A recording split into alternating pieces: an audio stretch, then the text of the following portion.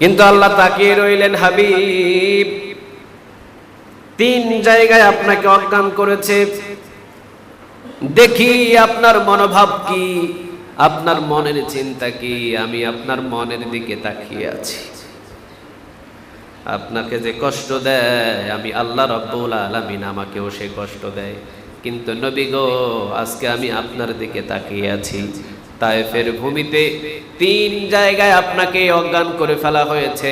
শরীরের রক্ত পড়তে পড়তে পায়ের জুতা পর্যন্ত ফেনা ধরেছে আপনার রক্তে। নবী তাকিয়ে আছি, দেখি আপনি কি করেন।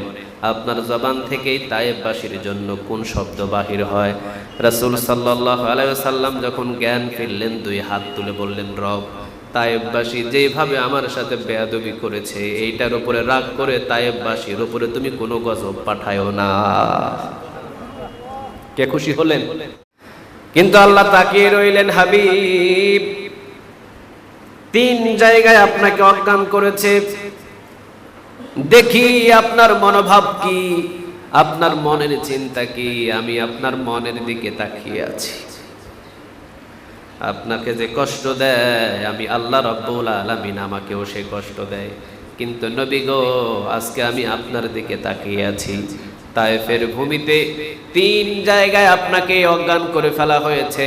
শরীরের রক্ত পড়তে পড়তে পায়ের জুতা পর্যন্ত ফেনা ধরেছে আপনার রক্তে। নবী তাকিয়ে আছি, দেখি আপনি কি করেন। আপনার জবান থেকেই তায়েফবাসীর জন্য কোন শব্দ বাহির হয়।